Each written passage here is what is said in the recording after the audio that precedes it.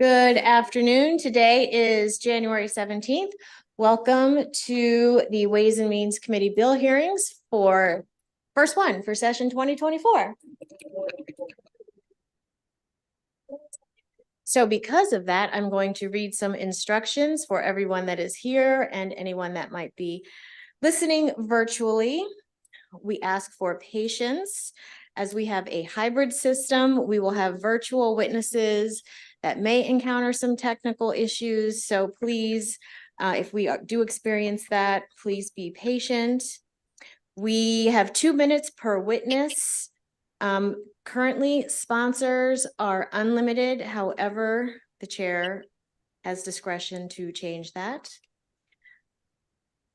In-person witnesses will be first, and then we will do all virtual witnesses.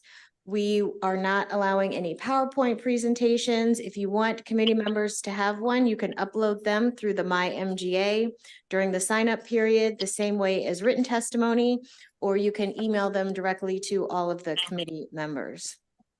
And importantly, please, reminder, excuse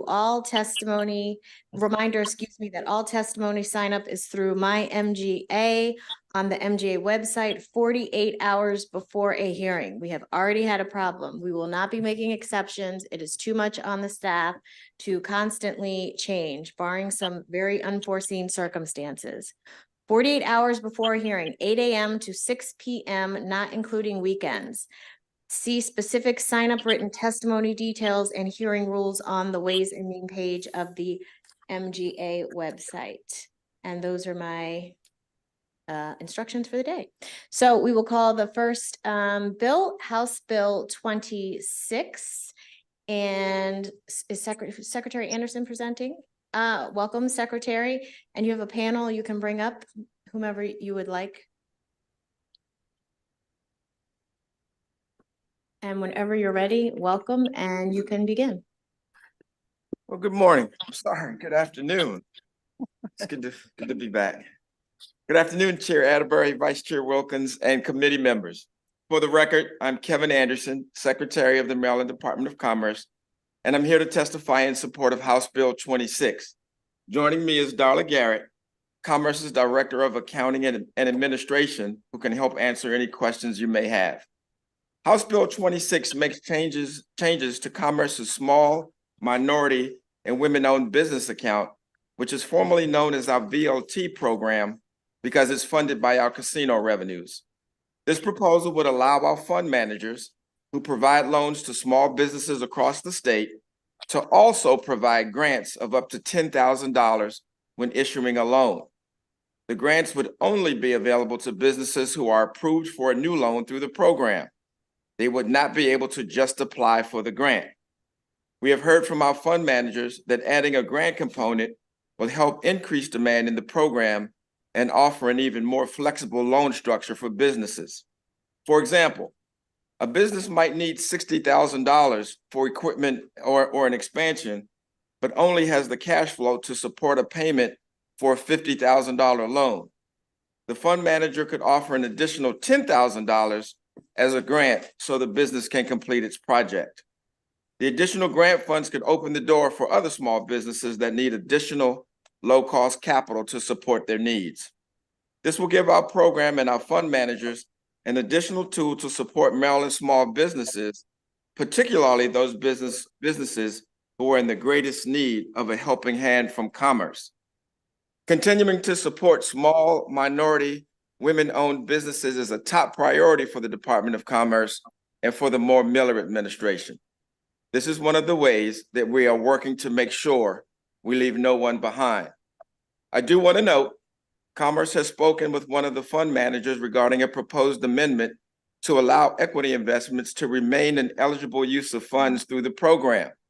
Commerce views the amendment as friendly and appreciates their perspective that equity investments should continue to be an allowable use should the opportunity to provide them be available in the future. We respectfully request a favorable report on HB 26. Thank you, Madam Chair. Thank you. And are you testifying or are you here for questions? You're here for questions only. That's what's in my notes. Okay.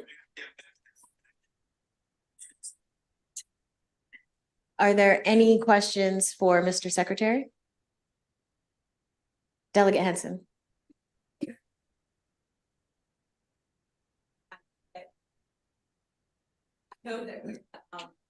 We were able to get support from this committee to allow for some authorizations of this sort of use for Annapolis and Anne Arundel County when there's a local state of emergency declared. I just want to make sure that this bill wouldn't in any way impact the work that we did last session for Annapolis and Anne Arundel County. That is correct, ma'am. No effect at all. Any particular comments here? Thank you. I saw, is the dollar amount for this grant capped at 10,000? Yes, ma'am. And then for Annapolis, I believe it was that aggregate of 50,000, whether it's a grant or loan, that wouldn't reduce at all the maximum award there, would it? That is correct. It stays Okay. consistent. Yeah. Thank you very much, Mr. Secretary. Thank you, Madam Chair. Delegate Hartman. Thank you, Madam Chair, and great to see you. So this seems like a good use of casino money. The question is, with iGaming on the horizon, that would have the potential to minimize casino gaming and lessen funds like this. How do you feel about that iGaming coming forward? No particular feelings, but I think we're prepared and will have sufficient funds to support iGaming. I do think the opportunity to provide, the $10,000 grant is especially opportunistic for our small businesses to be able to use more. Acknowledging the concern, but I do think this opportunity that we have at present is really, really great, and we will be able to support iGaming. So even if there's a loss to casino revenue, that doesn't concern you as to funds like this? If there's I'm sorry, you said if there's a loss in casino revenue. Right. If iGaming came forward, there would potentially be a loss in casino revenue, which would hurt available funding for things like this. So asking if you have a concern of that potential. If I may, this program is a revolving fund, so it's been around since 2013. Just to give you an example, we revolved $15 million just last year back into the fund. So if this, if this program, the funding were to go down, the fund managers have enough in their state accounts to keep revolving and lending. Okay, thank you. Any further questions for Mr. Secretary? Delegate Feldmark. Thank you, Madam Chair. Thank you, Mr. Secretary, for being with us today. Just wanted to clarify my understanding that these grants would only be in conjunction with a loan, as in the scenario you described. Is that correct? Or would the grants ever stand alone? No, that is correct. It would Okay. have to be in conjunction with the loan. Okay, thank Yeah. you. Any further questions? Okay, seeing none, thank you. Always good to see you. All right. Thank you, Madam Chair. And we do have Mr. Tucker. Is he here? Yeah. Yep, Mr. Tucker, please come forward.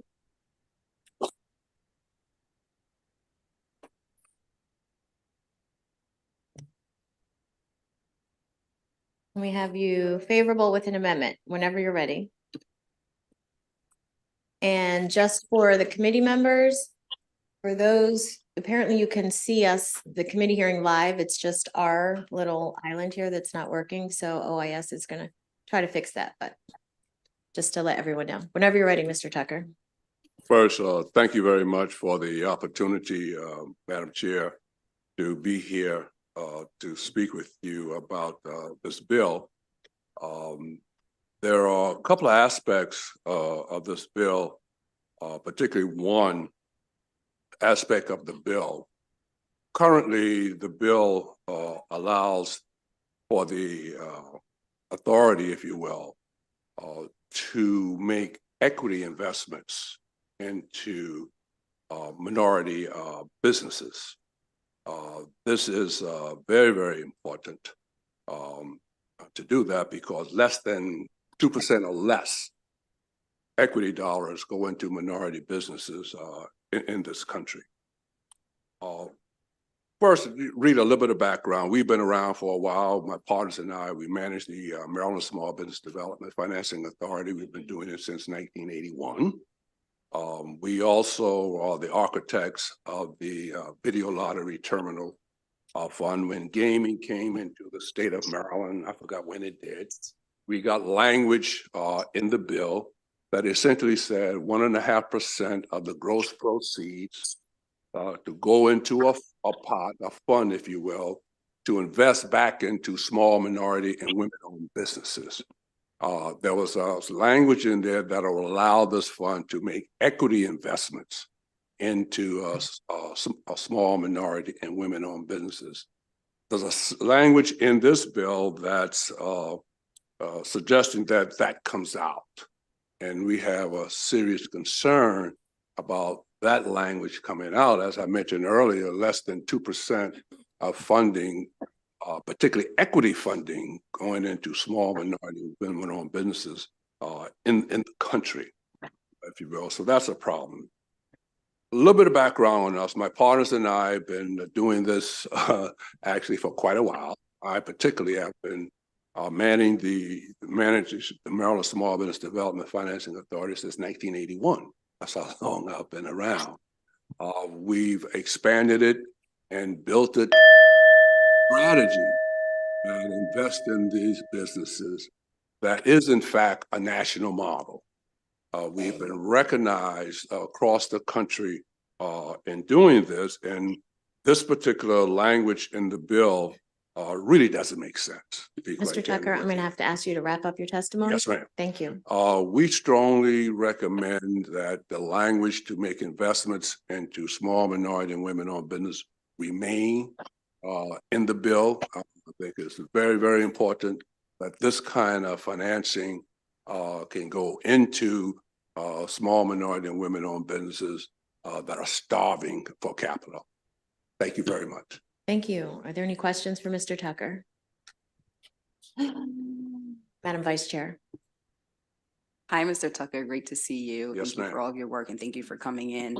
You mentioned that some of the language doesn't make sense. I just wanted to make sure I better understood. Can you restate or expound upon why some of the language in this bill might be concerning for you? Essentially, the language in the bill that would take out the authority for us to make equity investments into small minority and women-owned business. That's it. The remainder of the bill we support wholeheartedly, but we think, we know that kind of language is really detrimental to small minority and women-owned businesses. As I mentioned earlier, less than 2% in this country equity dollars go into small minority and women. This is an opportunity to get this kind of capital into small minority and business. And this equity, what it does, it allows the companies to leverage additional debt capital into the business. So it's take that out would be really detrimental How many pills do you have left? to this community. One. Okay, Thank you. Are there any further? because I forgot how to stay on this That- thing, to wait for my name to be called. So, but tomorrow I don't. This is an example of technical difficulties. Okay, okay, we got to get back in the groove. We got to get back in the groove. Are there any further questions for Mr. Tucker? Okay, seeing none, thank you very much. And that concludes the testimony on House Bill 26. We will move to House Bill 224. And Mr. Secretary, Thank you very much. if you could join us again.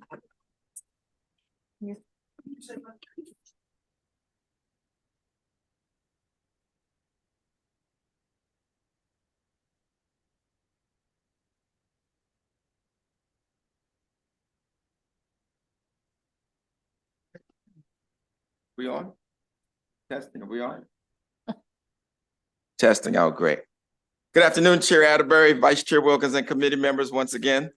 For the record, I'm Kevin Anderson, Secretary of the Maryland Department of Commerce, and I'm here to testify in support of House Bill 224. Joining me again is Darla Garrett, Commerce's Director of Accounting and Administration, who can help answer any questions you may have. House Bill 224 repeals a program known as the Small Business Sports Wagering Assistance Fund, or SWAF. This program was established in 2021 to maximize opportunities for small businesses to participate in the sports wagering industry. It offers both grants and loans, and is funded by 5% of Class A sports wagering license and renewal fees. Since 2021, the program has assisted 11 companies with $499,458 in funding. However, now that the sports wagering is underway in Maryland and licenses have been issued, there is no additional revenue regularly coming into the fund, and the program is effectively defunct. Because licenses last for 5 years, the amount that will be generated by the renewal fees is not substantial. Our partners at the Maryland Lottery and Gaming Control Agency estimate that only between $5,000 and $15,000 would be directed to this program every 5 years. Given the low dollar amount projected, we feel the program should be terminated and that the fund should be set aside for the Sports Wagering Assistance Fund and should be directed to MSDE and Blueprint for Maryland's future. I do want to note, however, that Commerce is sensitive and respectful of previous legislative actions to support small, minority, women-owned, and veteran-owned businesses in our efforts to consolidate funding opportunities and create efficiencies. We will continue to work with these businesses to assist them with future needs as they arise. And we respectfully request a favorable report on House Bill 224. Thank you, Madam Chair. Okay, questions, Madam Vice Chair? Thank you so much, Madam Chair, and thank you so much, Mr. Secretary. I was able to talk with the Secretary about some concerns that I have with this legislation and really appreciate your availability and the conversation we're able to have.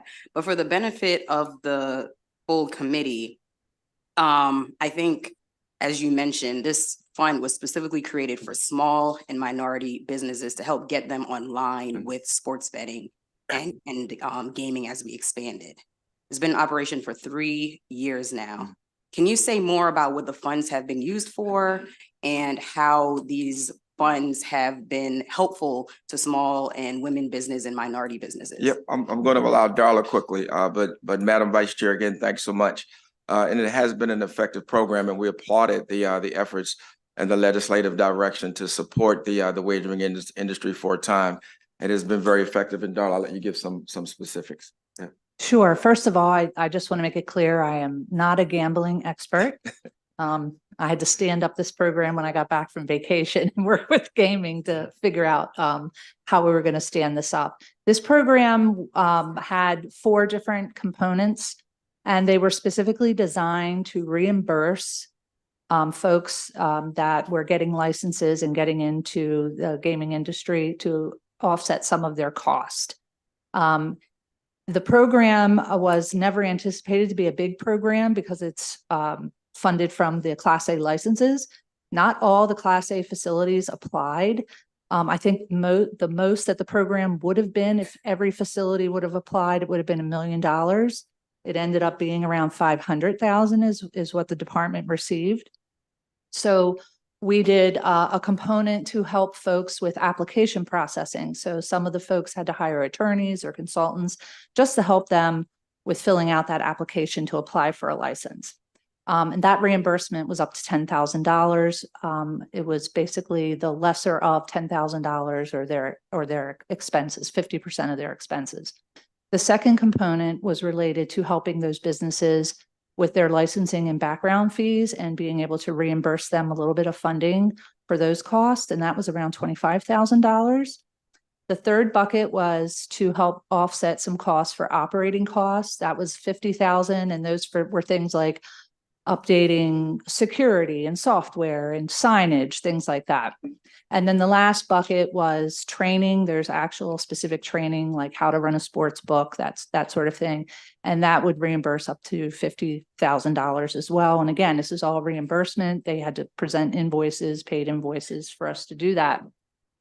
We had approximately 11 companies take advantage of that. One of the companies was an actual contractor, and that was Full Circle Solutions. And they were a small minority contractor. I spoke to them every day, pretty much, Arthur, every day.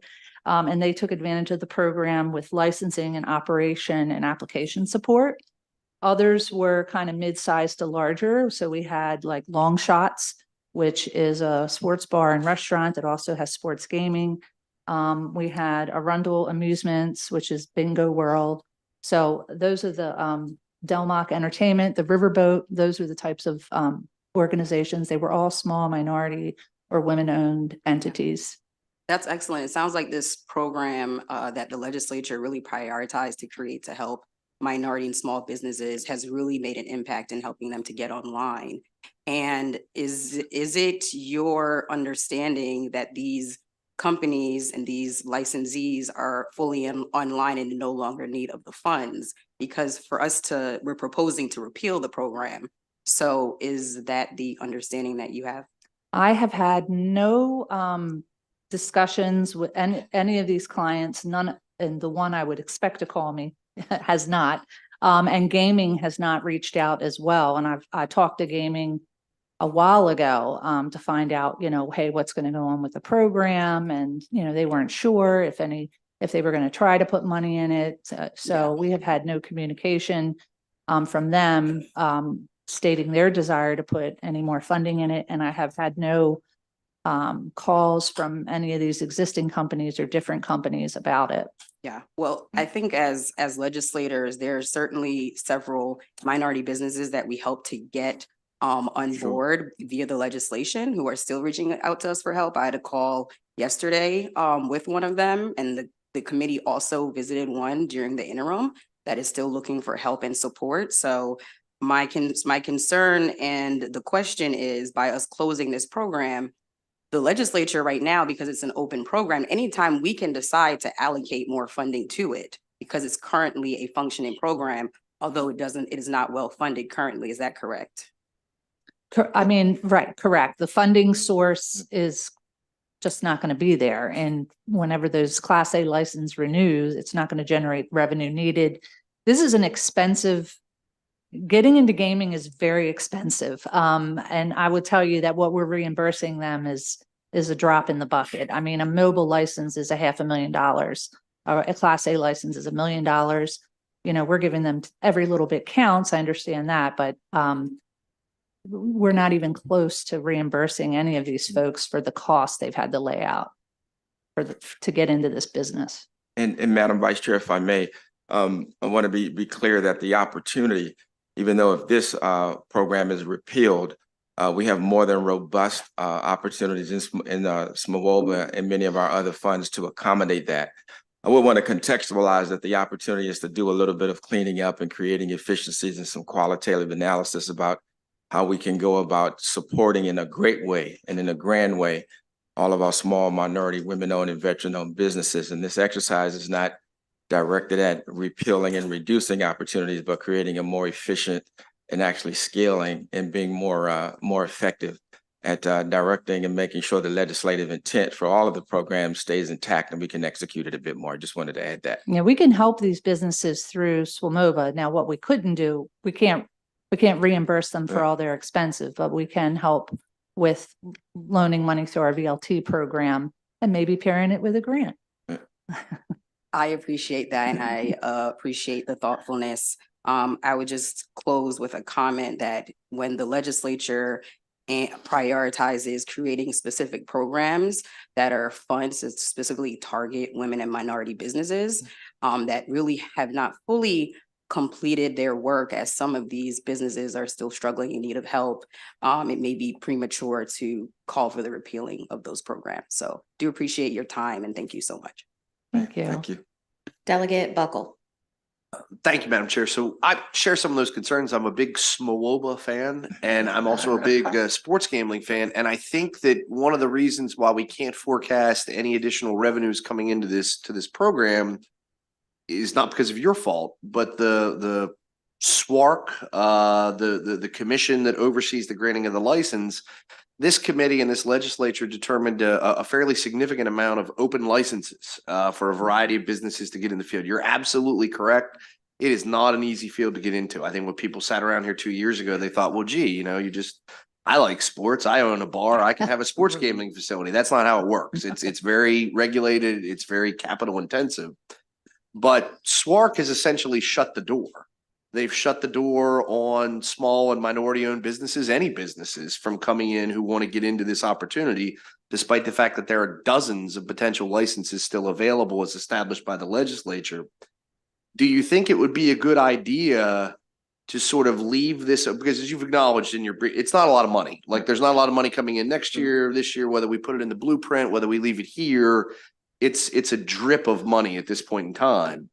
But if perhaps over the next 2, 3, 4, 5 years, more businesses, small minority owned and other businesses got sports gaming licenses, they thought that was valid, wouldn't that fund more of this fund and enable us to keep it going? If we shut it off, then the fund's not there in case SWARC takes a different perspective, which maybe there'll be a bill about that. Would you want me to? Yeah, sure. Delegate Bugger, you're absolutely right. If the demand was there and still vibrant, the facility would still be super opportunistic. Yeah, again, the analysis is, such that we would be able to accommodate them, in a space if the demand was there. But again, the exercise is one of efficiency that we're chasing right now. And I think it's appreciate really that. fun. Yeah. I've had the same situation, maybe not the same as Delegate Wilkins, but I know that there are people out in the state of Maryland who would say, I'd like to get in on this opportunity. I've had some preliminary conversations with the vendors, the people who provide the kiosks and the regulatory background. But when I go on the website, I'm told you can't submit an application. So we have an argument that there's no market for it, but have we artificially suppressed any market for it because we tell entrepreneurs right up front, I don't know what you're applying for. The application deadline is closed. I've never applied for anything in my life that the entity I'm applying to tells me don't bother, it's closed. So I'm a little concerned about that, but I understand what you're trying to do, whether the money isn't very much right now, but we're hopeful that maybe things may change in the future. Thank you. Delegate Feldmark.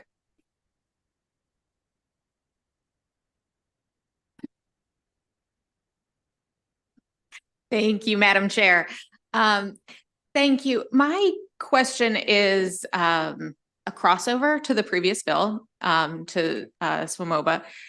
Is there a restriction on gaming businesses as recipients? I may be mistaken. I thought there was, because what I was wondering is if we want to do away with this program, would it make sense to at the same time open up the opportunity in SWMOBA? I will let Darla give specifics, but Delegate Feldmark, you're correct, but it's a departmental based opportunity.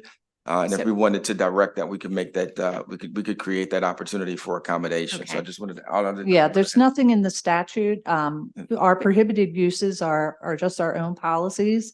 And we've actually had to change that because of cannabis legislation as well, to include that as not a prohibited use in the SWIMOBA program. So right now, gambling activities, including businesses whose principal activity is gambling, is a prohibited use. We can change that and tweak it because it's not statutory. So for Okay. example, Long Shots is a restaurant, bar, sports bar. We could certainly fund using SWIMOBA Long Shots, even though they have sports wagering available. So I guess I appreciate that it can be done administratively. I'm just wondering if we are legislatively dissolving this program, would it make sense to also in that same legislative action, ensure that that opportunity becomes available In SWIMOBA. in SWIMOBA?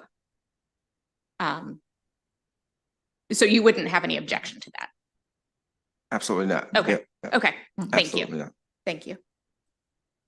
Are there any other questions? Okay, seeing none. Thank you, Mr. Secretary. Thank you. Thank you. That concludes the hearing on House Bill 224. House Bill 20, Mr. Phillips.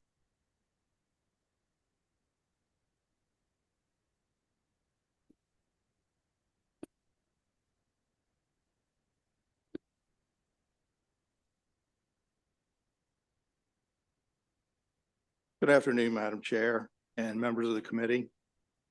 For the record, my name is Dan Phillips. I'm the State Supervisor for Assessments for the Real Property Division of the Maryland Department of Assessments. House Bill 20, Real Property Assessments Revaluation of Property on Transfer After Appeal. The Department of Assessments supports this bill. The department supports the revaluation of property on the transfer after appeal if within 1 year of a property's assessed value being reduced due to an appeal, that property is sold for a greater amount than the value prior to the appeal being filed. This legislation would require SDOT to initiate a mid-cycle reassessment of that property. The department carefully considers evidence presented by property owners during their appeal of their assessments. However, when an assessment is lowered on appeal, then sold at a price higher than the value prior to that appeal, the department is unable to reevaluate that property until the next 3-year cycle. So we're unable to consider the inconsistent sale price until the next reassessment cycle. As a result, properties may remain undervalued for 3 years, resulting in significant losses in revenue for local jurisdictions throughout the state. House Bill 20 would allow the department to reassess a property that received a reduced assessment following appeal if the property sold for a greater amount than the pre-appeal assessment. This legislation would further the department's mission of ensuring real property assessments are accurate and equitable and up to date. Accordingly, the department requests a favorable report on House Bill 20. Thank you. Are there any questions? Delegate Attar. Thank you, Madam Chair. Good afternoon. Thank you. So the fiscal summary says that this will affect a limited number of properties. Do you have any idea how many properties this past year it would have affected? There were between 400 and 500 properties this past during the 2020 tax year, which really to follow sales for a year past that. Okay. That's what the appeal year we're looking at. Okay. Okay. Thank you. Delegate Wu. Thank you, Madam Chair. I would like to understand the other side. If your property like sold a little lower than you assessed last year, right? Will you go to revalue them and make sure your assessment lower than what it had? There are currently safeguards in place that the Mhm. property owner can file an appeal of their assessment every year. Mhm. They have to file that by January 1 for the following tax year. So the property owner can, if they feel the property value has declined, they can appeal every year asking for a reduction. Furthermore, if a property sells in the first half of the year, the new owner can file an appeal asking for a reduction if that's between January 1 and the issuance of a new tax bill on July 1. So there are safeguards in place to protect property owners that have values that are declining. Those current safeguards are in place. So in that case, you start automatically kick off reevaluation. They need to appeal for it. It's not an automatic process for reevaluation. It is not an automatic process. So why no. not on that case? It simply has to be an appeal filed requesting the change, yes. But for this case, like when they go higher, you go automatic like reevaluation. But when they go lower, you don't do that. What's the reason for that? Because there are already those provisions, not that we automatically do them, but there are the provisions for the property owner to request that revaluation if the property becomes less valuable. Okay, so I think it's kind of not really fair in terms of that process. The other question about your evaluation, right? And in terms of the percentage, how many have been evaluated higher? How many have been evaluated lower in your like big data scenario? You're talking about in our overall revaluation? No, just the initial assessment. When I guess I want to make sure we're clear. We're talking about based on the appeals, how many are reduced or before the appeal, right? You have like, for example, 3 million property had been evaluated. What's the percentage had evaluated higher? What's the percentage evaluated lower? Do you have a range of that? Yeah, it depends on what's going on in the real estate market. In this past year, our reassessment, probably 99% of the properties increased in value. During 10 years ago, during 2013, 2014, probably 95% of them decreased in value. So it depends on what's being reflected in the real estate market, what the changes are. No, that's not my question. My question is, when you have a property, you are doing evaluation, right? Mhm. So you have a value which may be higher, maybe lower, right? To the real sold price, and your assessment based on that assessment. So you have a certain percent you will go much higher. You have a certain percent you may go much lower than the sold price, right? So I want to see what's the error range in that. Like majority of them overpriced by your assessment, or majority of them like lower price than your underestimate by your. In this last reassessment cycle, our average assessment compared to sale price was about 97%. With a standard deviation, it is about 6.5%. So they would typically range from having a small percentage that we were over the value. And then the 90, 94, 95% of them are under the sale price. Okay, thank you. Delegate Long.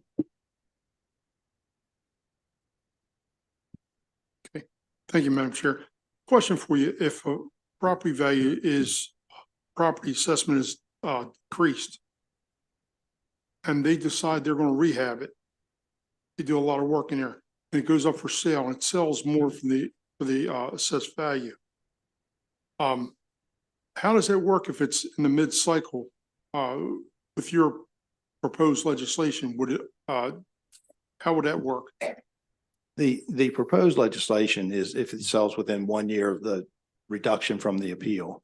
In the situation where you're talking about it being rehabbed, if the value from the rehab increases the value of the property by over $100,000, we already value those in the mid-cycle we get building permits, property's been renovated. If it increases the value by over $100,000 by current law, we do an adjustment mid-cycle. That's one of the exceptions to the 3-year cycle as set in the law currently. Well, I just want to make sure that was clear. Well, thank you. Mm-hmm. Delegate Griffith. Thank you, Madam Chair, and thanks for your testimony. Just a quick question. I want to follow up on what Delegate Wu was getting at. So with this bill, if an appealed property sold for higher than what was assessed at, it would automatically trigger a reassessment. So would you be agreeable to what Delegate Wu's point was to an amendment if this bill was to pass that cuts both ways? Because we want to make sure this, in fairness sake, if someone's property, ends up selling for lower than it's appraised for or valued for, then they should have an automatic reassessment the same way. So would you be agreeable to that? That's one I don't know that I can speak for the director on in that case, because I'd have to look at the numbers of considering that, this bill only affects properties that people have said were valued too high and then turned around and sold them for more than the assessed value. If we're looking at automatically changing everything based on the sale price, that's a whole different ballgame for both the volume of work and the number of properties affected. We're not looking at doing this automatically for every property. It's only if the property owner came in and appealed and said, hey, it's too high, and then turned around and sold it for more money than that anyway. So it's a much more limited pool of properties. Sure, I guess what the point I'm trying to make is, so we're willing to automatically do it if somebody is fortunate because of the market. And we're assuming these people aren't bad actors. They just happen to luck out and the market dictates these things, right? So we're willing to do it if it gets us more revenue, but if it's, if it cuts the other way, we don't want to extend the same privilege of the automatic reevaluation. Well, I think that probably if you're going to do it the way down, you would have to do every property if it goes more, whether they appealed it or not.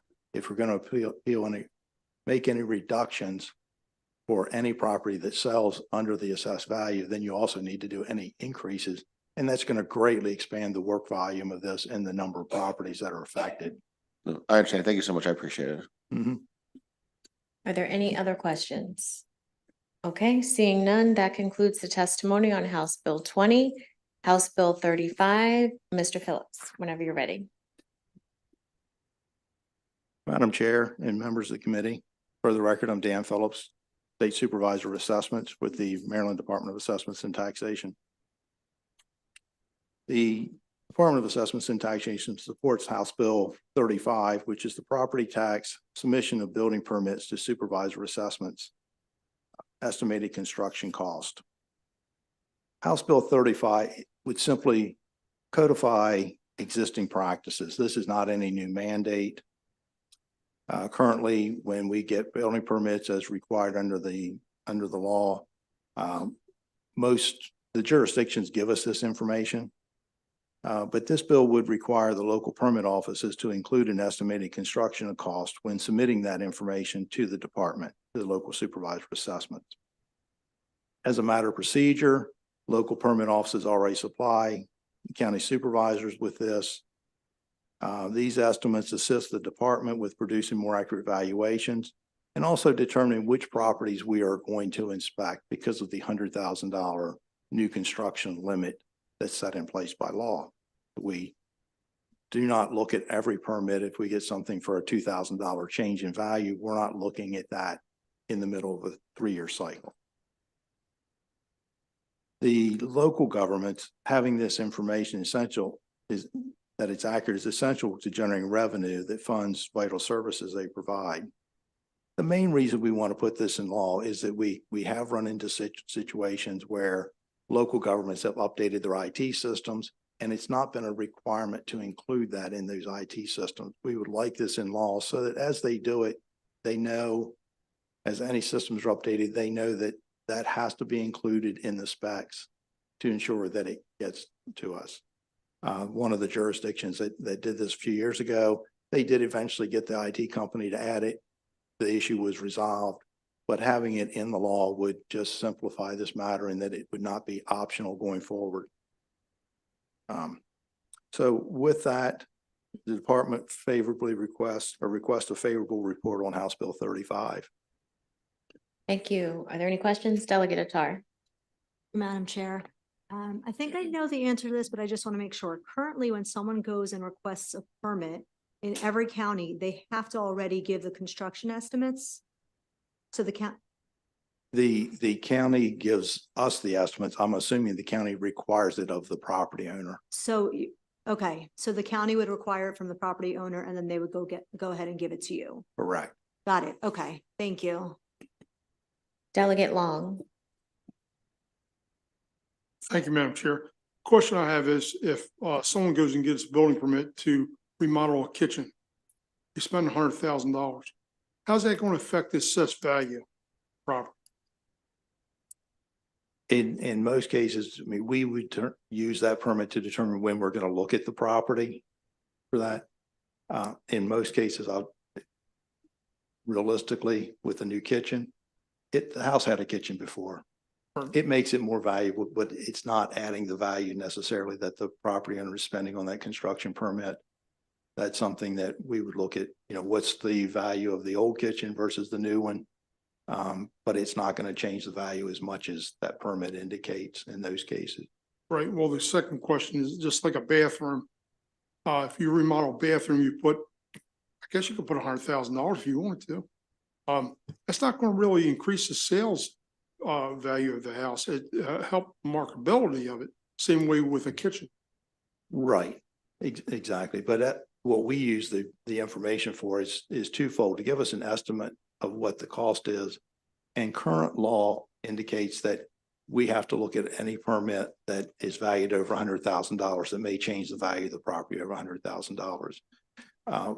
We do that. We use this information to guide us to at least look at the property. In the case you're discussing, we may go out and look at it and determine it doesn't actually change the value of the property by that much. So there's no change in the middle of the cycle. But we need that basic information to determine, do we even go look at it to see if it's going to possibly require revaluation mid-cycle for new construction or renovation? Square footage, I can understand if they're adding on an addition, that's going to add some. But anyway, I find this awful ironic. Anytime I built a new house, as soon as the foundation was in the ground, you guys were out there measuring it, and I got a half a year's tax bill. I thought it was great. You guys are very efficient with taxes. Thank you. Any further questions? Okay, seeing none, thank you. That concludes the testimony on House Bill 35. House Bill 154. Mr. Corbett.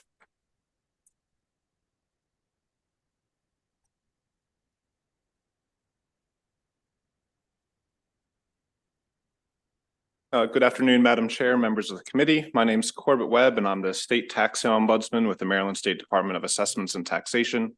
Joining me today is Joshua Greenberg, our legislative officer, who just dashed over from hearings across the street, along with Jamie Neese Clark, our Director of Customer Experience. And I'm here today to request a favorable report on House Bill 154. This legislation would allow enrollees in the Homeowner Protection Program to apply for the homeowner's tax credit after the standard deadline. The Homeowners Protection Program, also known as the HPP, diverts vulnerable homeowners from the private tax sale process into an alternative program where the state pays their taxes and other attorney's fees that are due and enrolls them in a loan repayment program.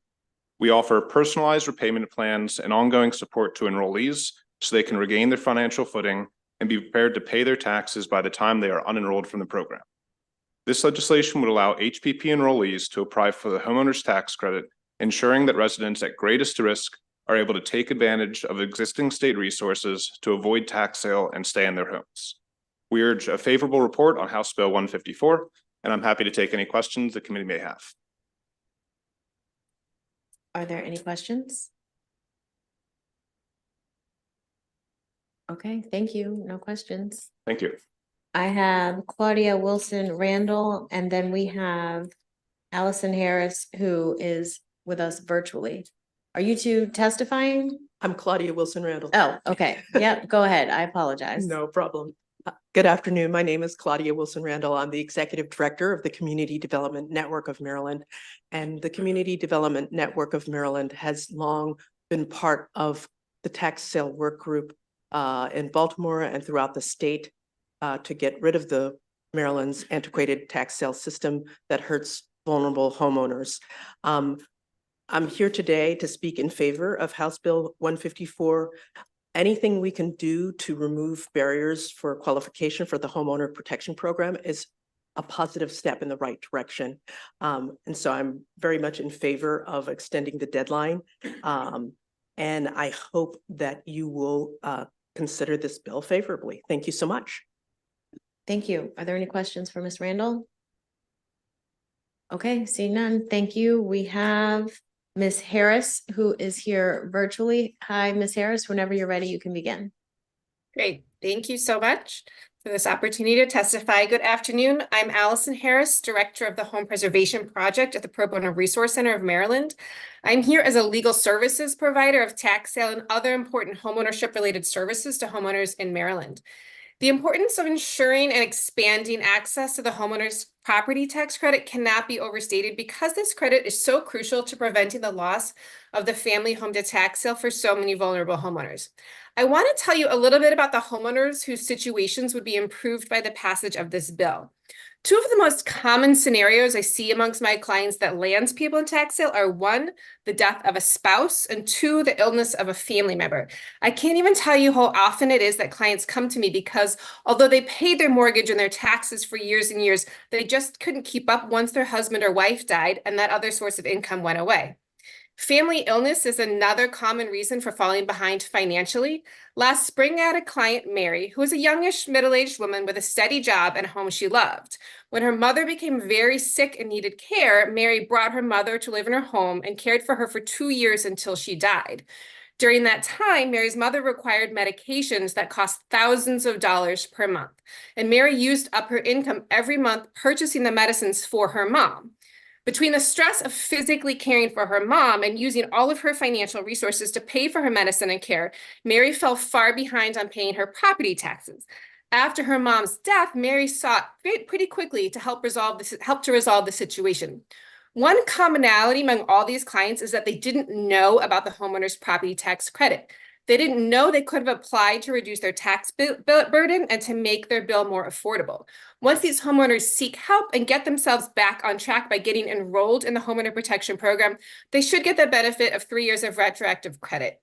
This would enable far more homeowners to successfully pay off their loan to the program, to avoid foreclosure, and to keep the homes and the equity they worked hard to build. Thank you for the opportunity to testify. Thank you. Questions, Delegate Patterson? Thank you, Madam Chair. My question is, Ms. Randall, I'm sorry, I didn't have a chance to ask you the question when you were presenting. I'm very intrigued by what you're doing and the fact that I know that you're working with the mayor's office in Baltimore City. My question is, how can we as legislators get the information out to our constituents? I represent District 28 in Charles County. And certainly affordable housing and maintaining a home is one of our priorities. But are we doing enough? And you can be honest.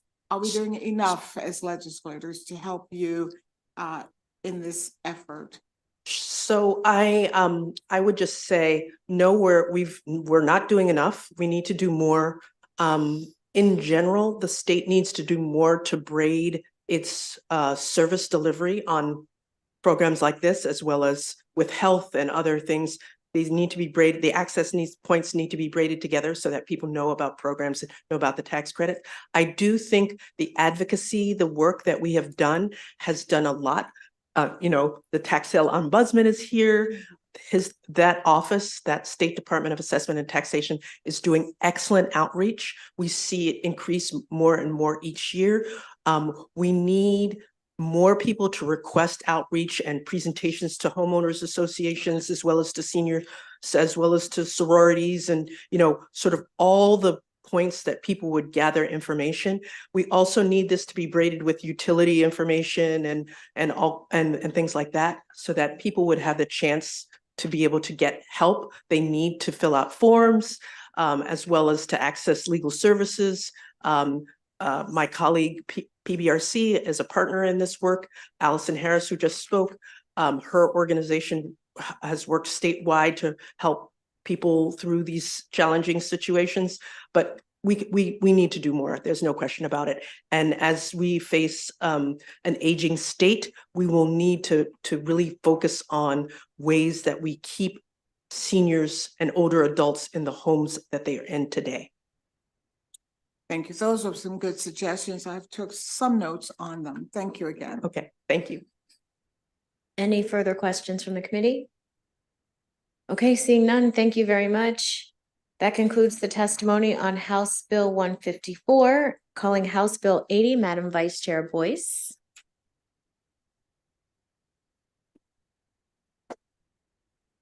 Welcome to Ways and Means, young lady.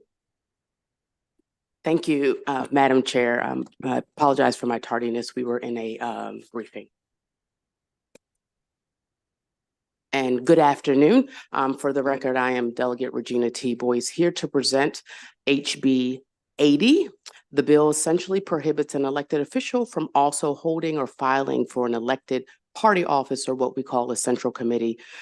Just for record, the bill passed this committee in the House in 2020, 2021, and also 2023. It was not taken up in 2022. The exceptions of this legislation is that it would exempt, for instance, those who are candidates for national presidential nominating conventions. As you know, historically, central committees essentially were organizing bodies created and codified in law about 1886. And they essentially formed to oversee primary election conduct. And so their role was to build party organizations in each jurisdiction. And those organizing roles were essentially, you know, registering folks to vote, getting out the vote, voter turnout for certainly the primary and general elections, fundraising for the party, of course, and organizing volunteers. And of course, the biggest role is facilitating a vacancy for state officials should they in death or resignation or removal from office. So holding those two positions, I think, can be somewhat of a conflict of interest if I am the elected individual for a party that is supposed to essentially ensure my reelection per se for that party. I'm not sure how I help that body if I can't be there. I can't be a part of the vote, and half the time I can't be a part of organizing. I think central committees are incredibly important, especially as it relates to creating the next campaign finance individuals, creating our field managers, creating campaign managers, and those type of positions. But essentially, it's not necessarily to be in place just in case somebody might not be in position anymore. Then I'm essentially the candidate per se to file for that next position. And so I think the practice, in my opinion, and that of my constituents doesn't necessarily serve the true democratic rule of the party organization, where we work to build organizers, managers, fundraisers, and individuals who want to get into this political work and not necessarily be the elected official. I do understand per the party leader that in some areas where there may be a shortage of Republicans or Democrats, if somebody's a county commissioner, it may be beneficial for somebody to also be a central committee member. But again, I don't see how that serves the purpose of the organizing party and seems to serve oneself. So I thank the committee for your time and your consideration, and I certainly ask for a favorable report for HB 80. Thank you so much. Thank you. Are there any questions? Madam Vice Chair. Thank you so much, Madam Vice Chair, for bringing this bill. You know that this is one that I do support, and the House has passed at least 2 times. Yes. I just wanted to check to see if there are any new developments across the street in terms of just the possibility of a final passage, or if there's any new information that you have for us this year. I know you've introduced this several times and we've tried to get it across. Thank you, Madam Vice. I have no new developments other than that there may be individuals who are no longer in office who that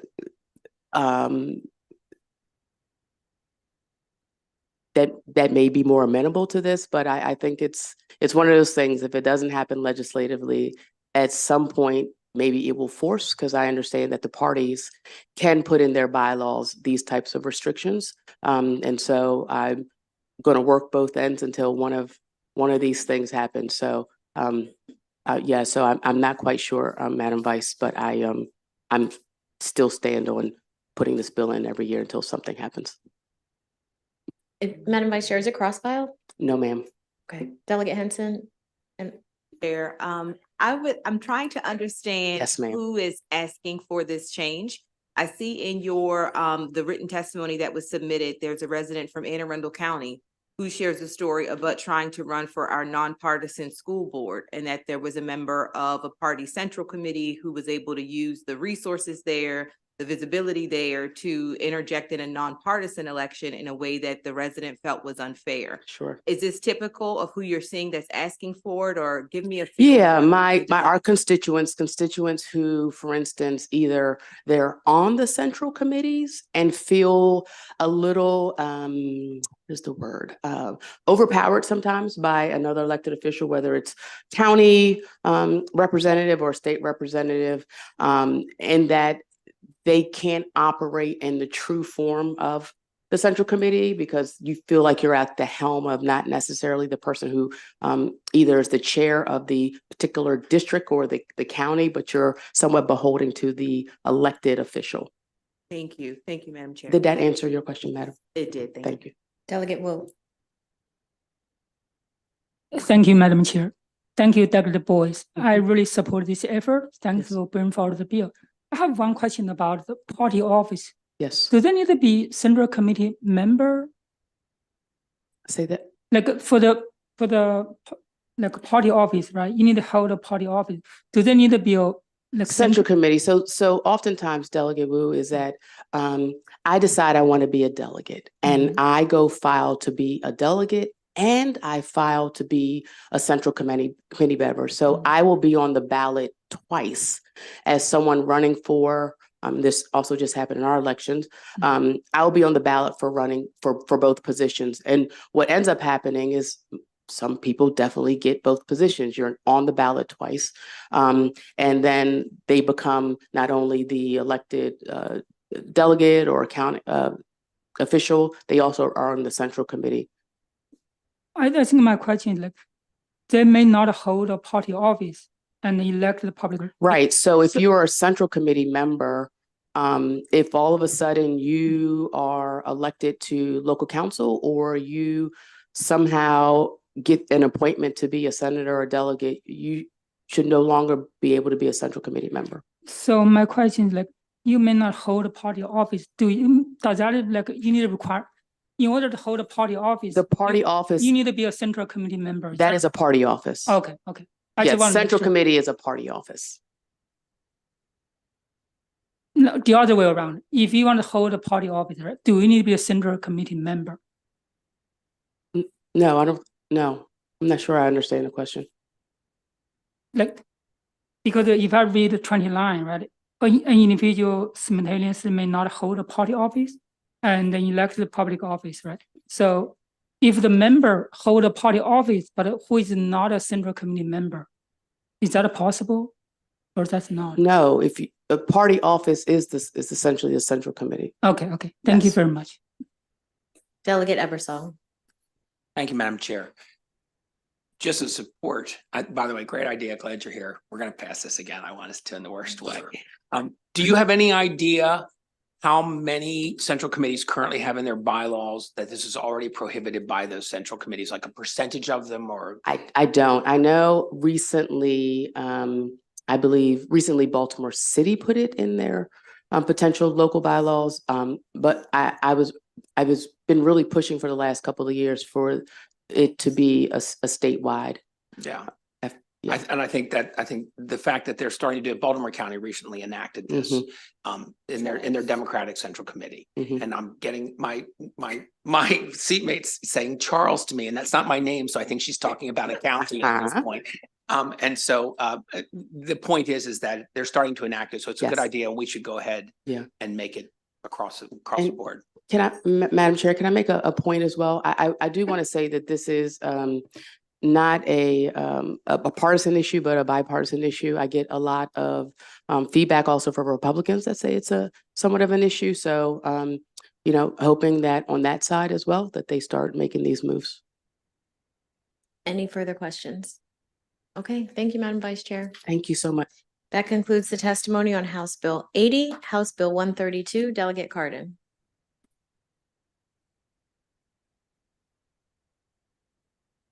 My favorite committee. I love the Ways and Means. I love coming here and just listening to your hearings. So it brings back great memories. Ladies and gentlemen, John Cardin, District 11, asking for a favorable report on House Bill 132. You all have heard this bill a number of times before, and the indication I've got from each and every one of you is that it's a great bill and that you want to pass it. And we just need to have the political will to make sure this happens.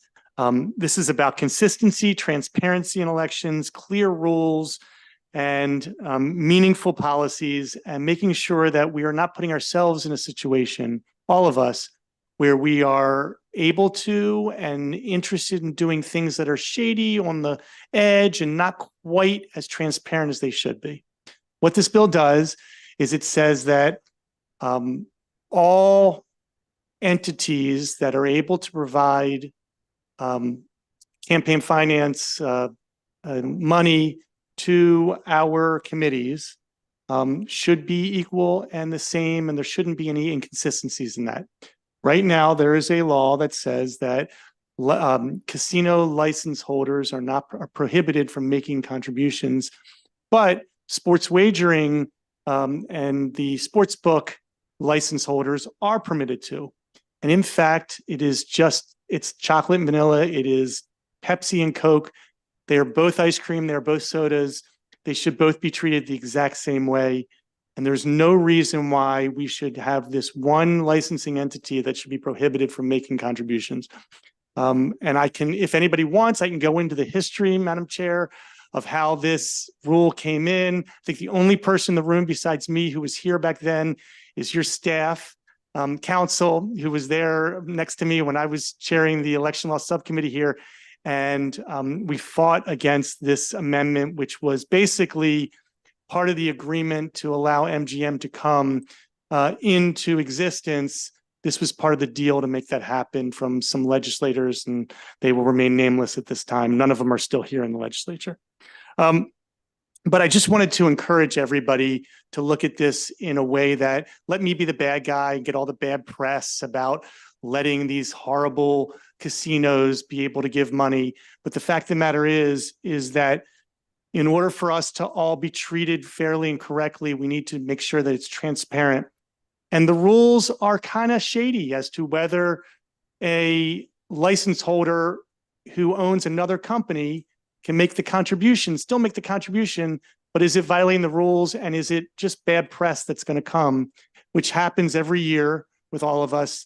There's a news article I can provide to you. I did not give it to you in your testimony this year, but I can provide to you from John Wagner, former Washington Post reporter, who some of you may remember. There's a gentleman named Josh Kurtz, who I think many of you know, who wrote an article a number of years ago about how legislators just aren't sure exactly what the rules are, and it would just make it so much clearer and easier. It's a tough vote because there's going to be an onslaught of press right at the start, but as soon as it's allowed through, it will be fine. So I'm asking you, let me just take the heat on that. I don't care. I'll survive. I've survived bad press before. I'll survive it again. And I hope that we can pass this bill. Thank you. Thank you. And for those of us who were not here on this committee when you were here, were there any, if you can recall, moral feelings about not receiving money from casinos at the time? Was that one of the main arguments? Yeah, I would say that it was, there was the main argument. That was certainly part of it. That was one of the narratives that was being able to be used. Of course, we're able to reject money if we want to. I mean, there's nothing stopping us from saying, I don't want to take money from those people. There's certain groups that I don't take money from happily. However, the main argument was that this industry had for some reason, a particular propensity for impropriety, and therefore they shouldn't be allowed to give money. And there was absolutely zero evidence of this that was consistent. There was empirical evidence of a wrongdoer at some point, but that is true across the board. And I think you could find that in every industry. There are going to be a few bad apples. So why should this particular license holder be designated as somebody who's not appropriate to make contributions? So are legislators permitted to take contributions from individuals in the cannabis industry? Absolutely. are legislators permitted to take contributions from someone who has committed a crime like murder, assault? There's no prohibitions against that. And they can take from lawyers who represent criminals, lawyers who represent terrible companies, and very ethical and decent people, and from the people who vote for animals, and for why should any particular industry? And by the way, the funds that we get from this industry funds a tremendous amount of the very important programs that, and for education and other things, that you guys are the ones who make those policies, and you do a great job of that. Delegate Buckle.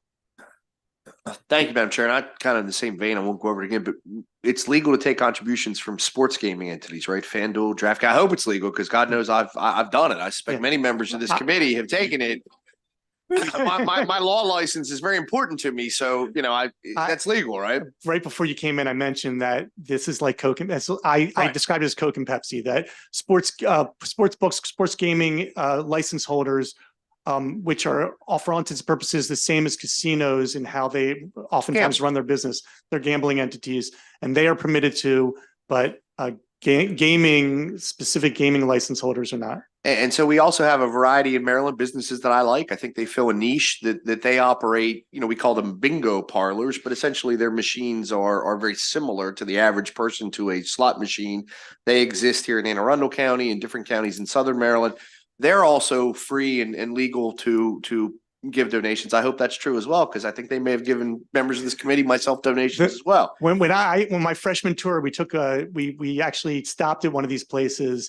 And this is before casinos were actually legal, and I thought I was in a casino. I did not. As an amateur, I did not know the difference necessarily between those two entities. Right, and we could take money if an entity that nonprofit entity that does. We have a lot of volunteer fire companies that do bingo, make money. If they want to make a contribution to you, or their members, their leadership does, because they're someone in your community, they're allowed to do that, correct? That's correct. Okay. So we take money from a lot of different gaming entities, just not the 6 casinos. And you can take money from the different entities involved in horse racing, correct? Correct. Okay. Thank you very much. I appreciate it, Delegate Carter. Delegate Ebersol. Well, thank you. And we have nibbled around the edges, but really, these are decisions we make as legislators when people offer to finance our campaigns.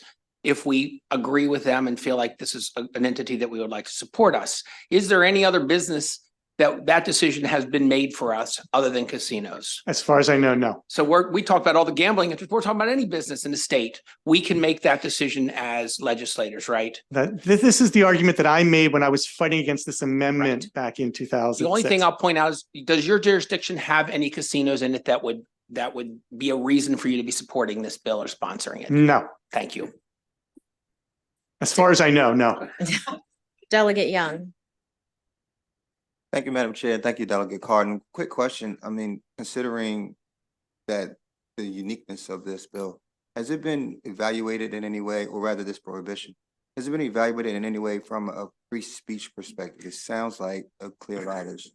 I would, if I had to guess, I've had this conversation with the minority leader. If I had guessed, if somebody challenged this, I think it would probably go down on First Amendment grounds. So that's a great question. I don't think that the casinos have challenged it, because they're saving themselves some money, I guess. They got what they wanted, right? They're always looking for new things, but at the time that they were coming into into the establishment and starting to get going, there was this was the thought was more of, let's stop it now, as opposed to thinking about the long-term consequences of the First Amendment rights. And I think that if somebody challenged it, it would clearly go down. That's a great question. Any further questions? Okay, thank you. Thank you, Delegate Cardin. That concludes the testimony on House Bill 132, House Bill 74, Delegate Guyton, and you have, I know, a panel, and some of those you have Ann Geddes here, and then you have 3 individuals that should be with us virtually. So I'll let you begin.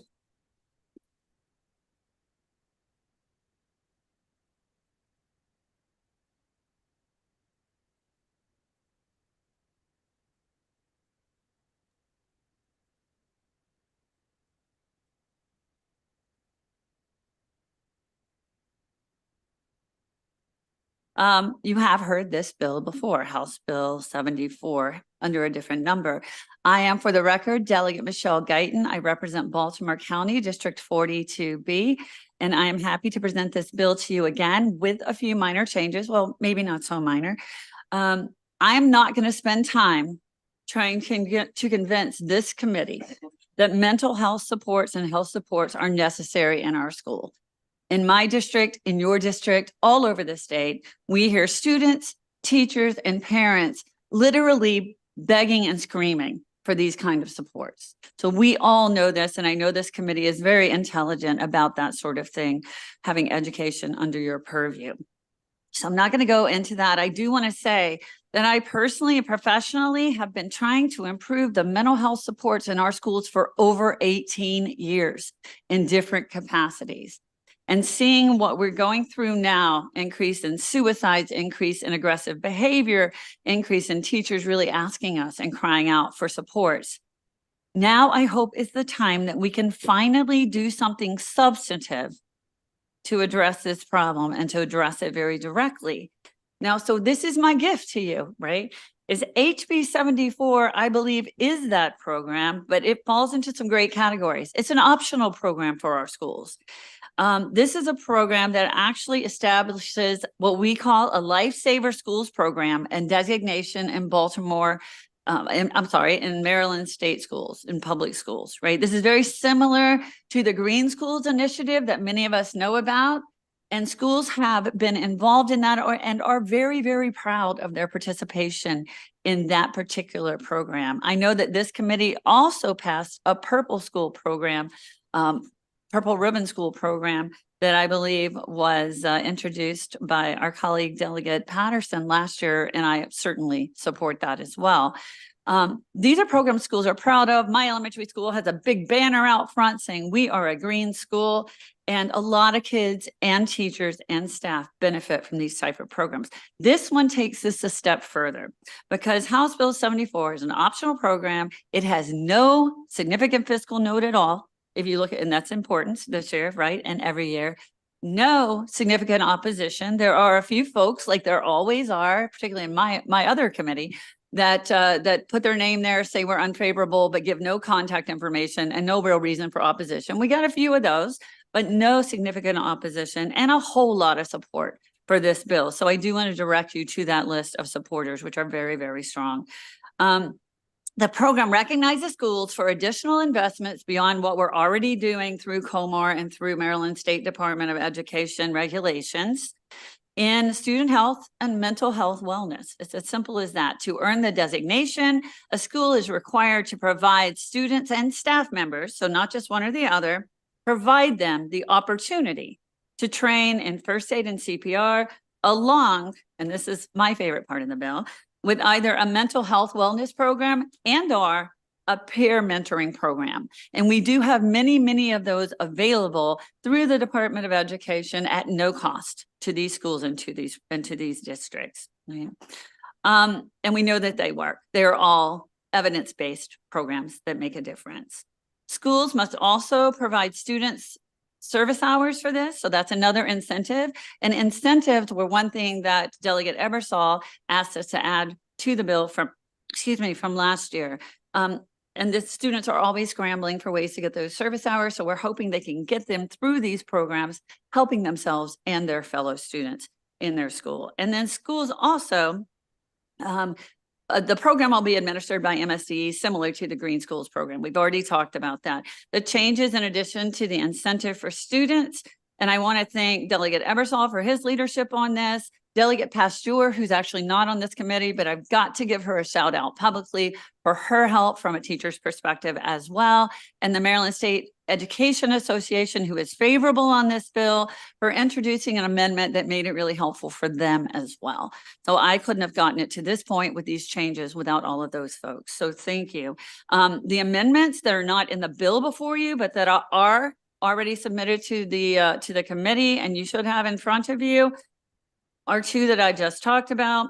We authorize school personnel to participate in the professional development related to this bill during school hours, earn additional compensation for participation, or receive continuing education credits for participating, which is also very valuable to them, right? And then this is directly from Delegate Ebersol. Once every 4 years, the Lifesaver School is required to reapply to the department for distinction, to maintain their distinction and to ensure that they are still participating.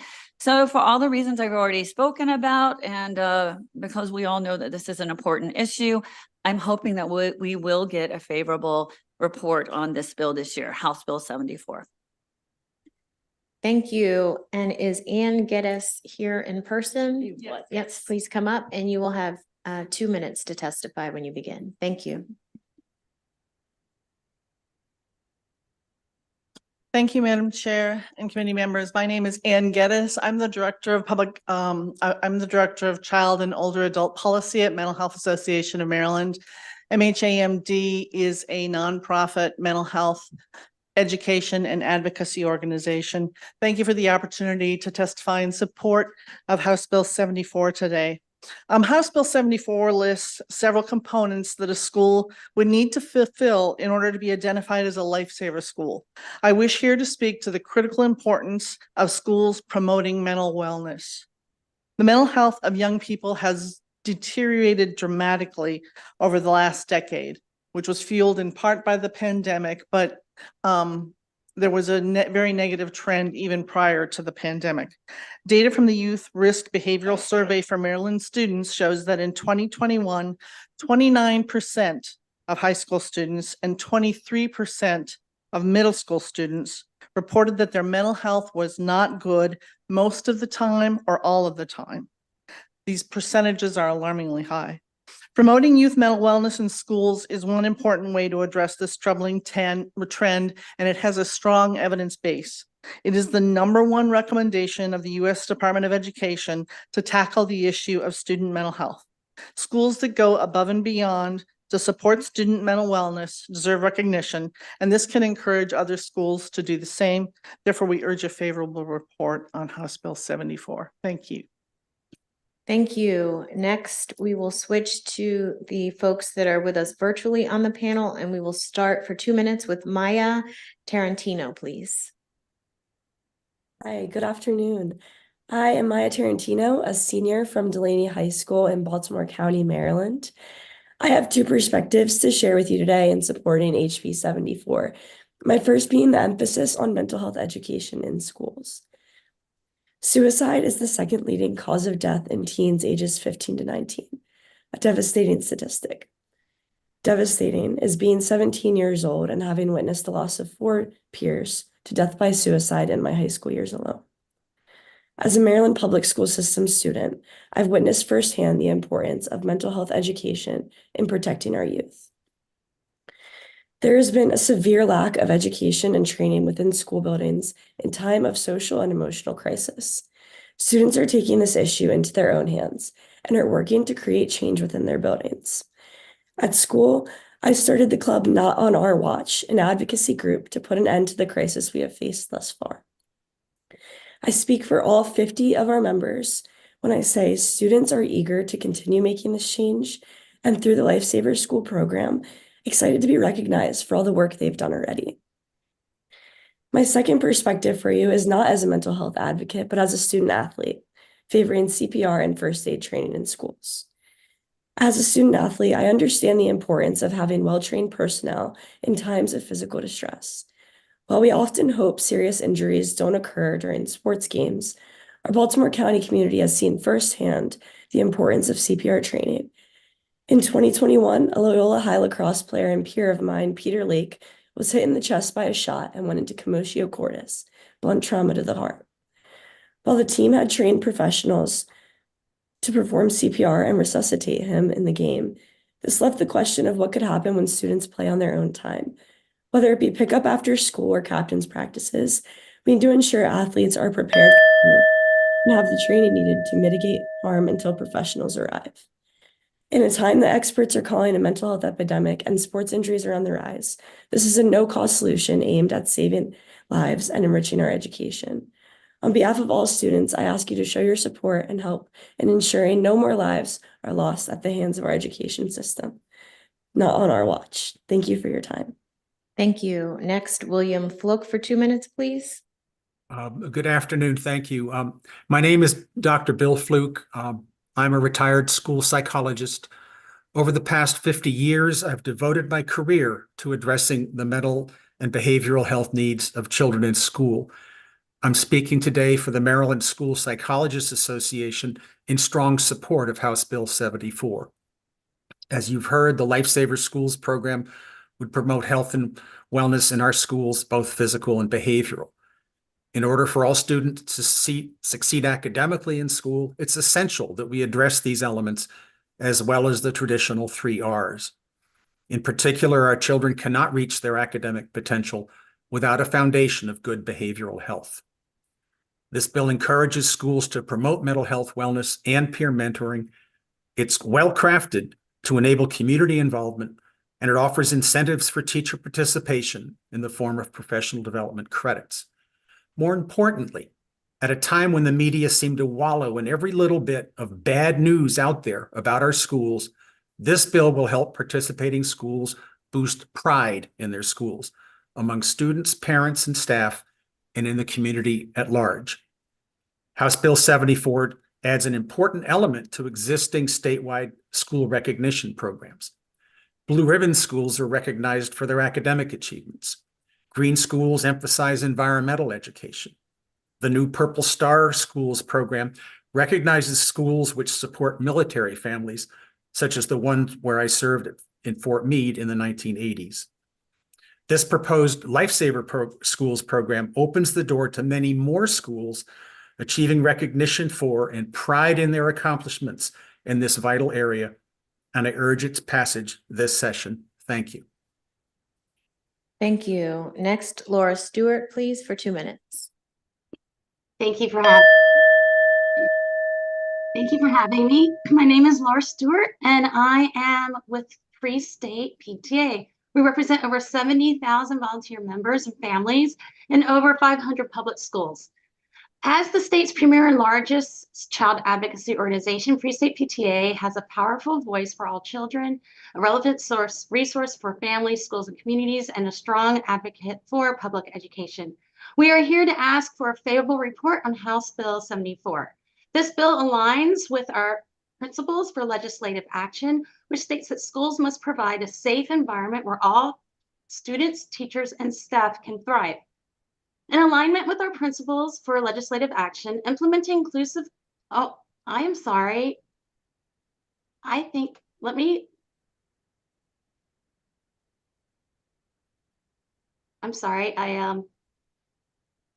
got a little confused. Just a second. Okay, this bill establishes the Lifesaver Schools program to recognize public schools that have health and safety training to students and school personnel. Students would be empowered through education to step in at any time to help or save a friend or a loved one, and staff who would have the tools to keep all kids safe in their classrooms or at school activities and athletic events. It was important to PTA members that this bill would not create an unfunded mandate. So we are pleased that it is an incentive to provide education and resources in an innovative fashion.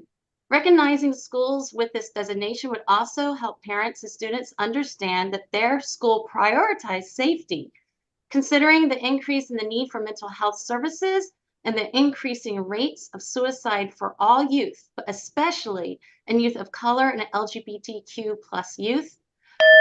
Training suicide prevention could save lives and possibly reduce these inequities. Free State PTA believes this bill is vital in ensuring the well-being of children and therefore strongly urges that this committee issues a favorable report on this bill. Thank you. Thank you. Are there any questions for Delegate Guyton or any member of her panel? Delegate Patterson.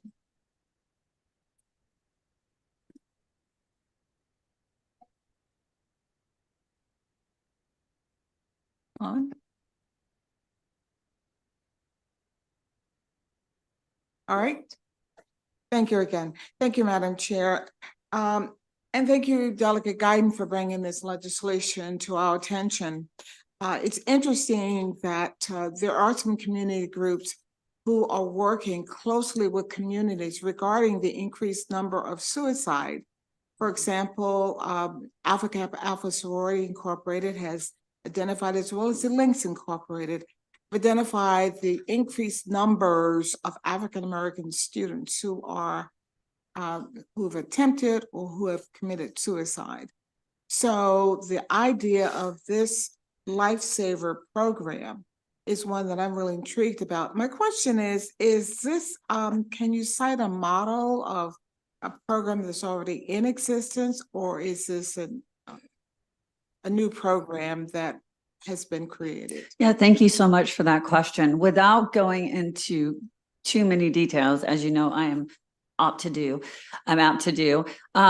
There was a needs assessment by the State Board of Education several years ago that I was involved with, where we went to every county to see what free resources were in the counties available to schools and students, and what free resources were at the state level available to schools and students. And part of that initiative also was to make sure that those resources were broadly broadcasted and on the website of MSDE. So there are a long list of these sort of free resources that are all evidence-based, that are already available to students and to teachers and to schools and to parents and communities, but they're really being underutilized, right? And there's so many terrific programs, and I would do mental health first aid is one of the first ones that come to mind. And there's also a student version of that, but many people don't know about that.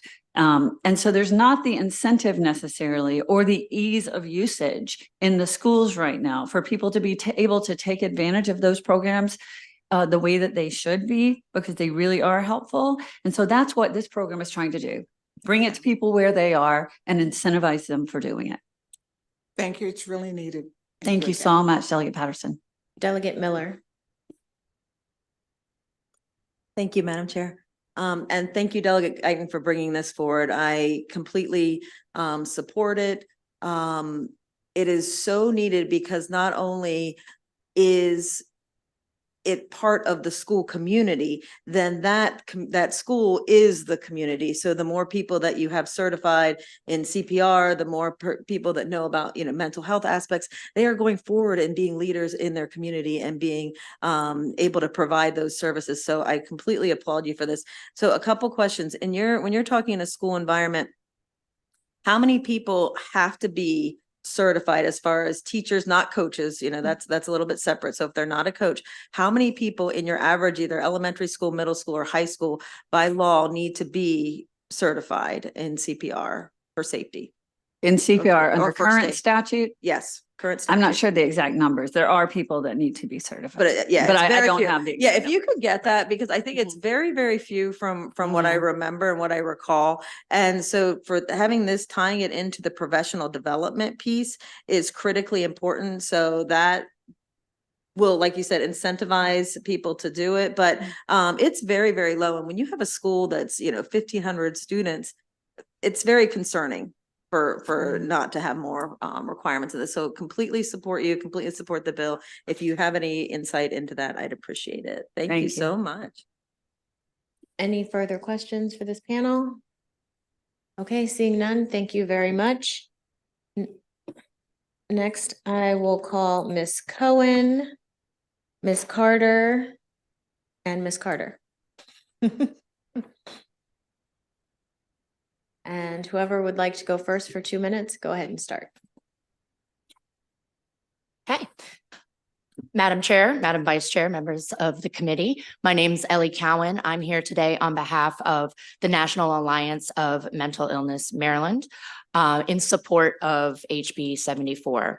NAMI Maryland is a nonprofit that is dedicated to providing education, support, and advocacy for persons with mental illnesses, their families, and the wider community. We echo our support for this legislation for all of the reasons enumerated. We applaud Delegate Guyton for encouraging schools to offer this type of programming to educate on mental wellness and/or peer mentoring. NAMI Maryland encourages the utilization of free NAMI programming, including family-to-family, peer-to-peer, NAMI Basics, and NAMI Ending the Silence, which is designed specifically for middle and high school students, school staff, and parents or guardians to teach about the signs and symptoms of mental health conditions and how to recognize early warning signs and the importance of acknowledging those warning signs. You've heard a lot about the value of this programming, this type of programming in schools, but I think in this budget year, it's worth mentioning again that all of this can be accomplished with existing resources. So revenues are not affected. And I know we're in a tight budget year, so programs like this that already have a funding source have an added bonus there. So for all those reasons, we urge a favorable report. Thank you. Thank you. Either Ms. Carter. Dear committee members, my name is Laura Carter, and I'm currently a 9th grader in Glen Elk High School enrolled in Health 1. I'm coming before you today to share a personal experience that emphasizes the urgent need for the implementation of the Lifesavers School program proposed in HB 74. 2 years ago, while I was still at Glenwood Middle School, 2 students had seizures within a single week. The lack of preparedness among the immediate staff during one of these incidents shows the necessity for comprehensive training in handling emergencies. During a seizure incident that took place during recess, the initial response from the staff was not enough. Without the presence of a trained professional, the recess monitors struggled to take appropriate action. In a moment of crisis, their solution was to place a jacket on the convulsing student. It wasn't until the nurse arrived 6 minutes later that proper measures were taken, setting the student's head to the side and placing the jacket underneath to prevent choking or head injury. This incident shows that relying solely on the nurse for emergency situations is not enough.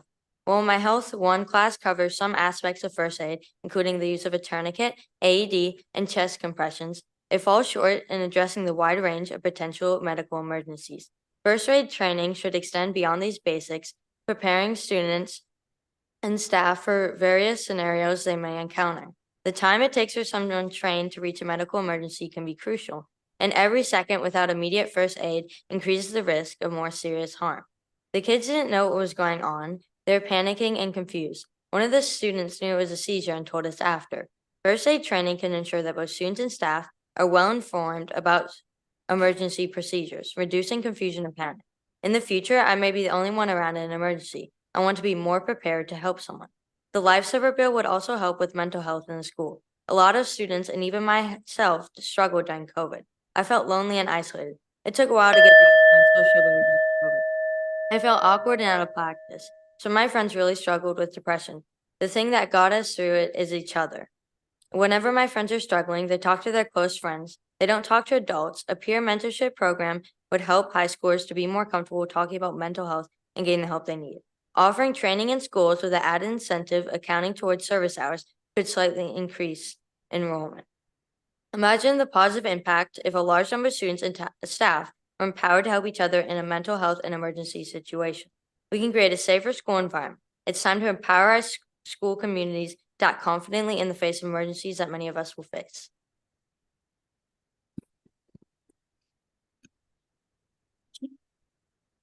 My name is Kathleen Carter. I am a vision and health advocate who's worked for the last 8 years to improve the health of our community and our schools.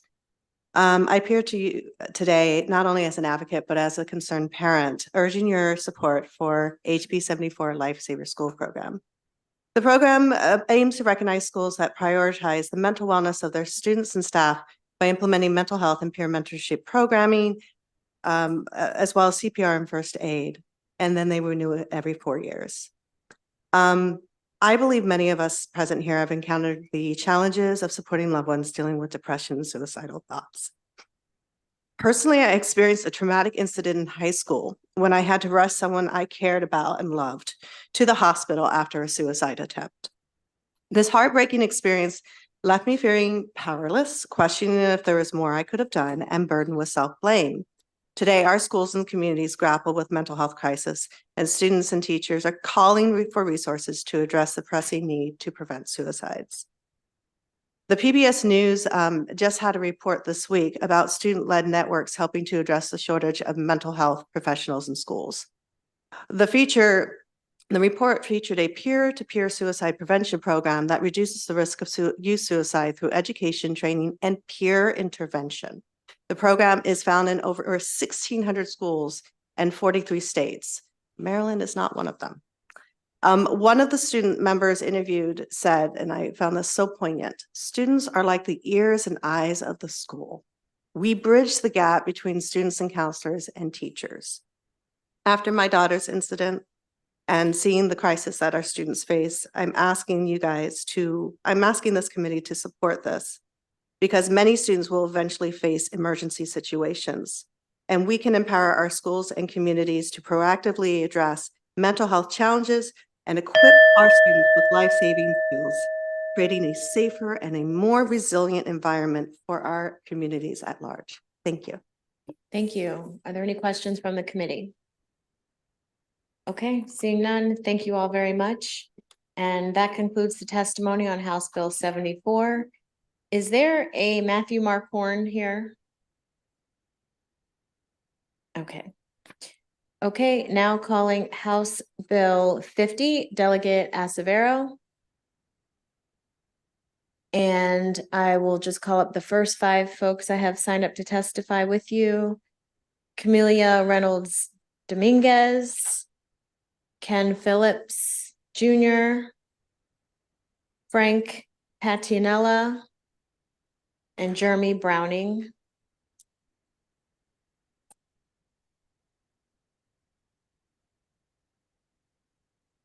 And whenever you're ready, Delegate. Thank you, Madam Chair. Good afternoon, members of the Ways and Means Committee. For the record, Delegate Gabriel Acevero here to testify in support of House Bill 50, which is the Commission on History, Culture, and Civics in Education. I'll be very brief in my testimony because I think it'd be great to hear from some of the folks who we will hear from as well, the constituency groups that certainly care about this and the students that they represent that would be impacted. But I'll just say really quickly that this bill really represents the unfinished work of the Kirwan Commission, particularly around curriculum and what it is that we need to do. And what is different from this version this year compared to previous years is that every year we're being more inclusive of the groups and communities that make up Maryland that should be represented on this commission, whose history and contributions should also be taken into consideration as far as this commission's work. And so as we reintroduce, we continue to grow in terms of constituency support. And we're really excited to see where it is today, where we have now a group from advocacy groups to teachers unions, to community groups, to faith groups, and others who understand the importance of ensuring that our kids get a sound education and that the material that they're learning from really reflects who they are. And I think in light of just some of the debate that we're seeing nationally, this is, again, our way of sort of indicating that this is important to us.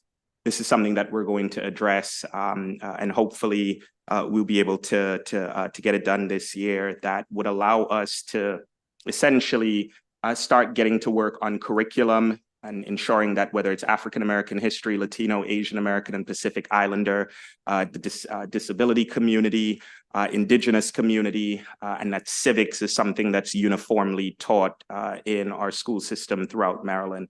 And so with that, again, I'll urge a favorable report, and I'll pass it over to some of the folks on my panel here to just speak to, again, the importance of this bill, but appreciate the time. Thank you.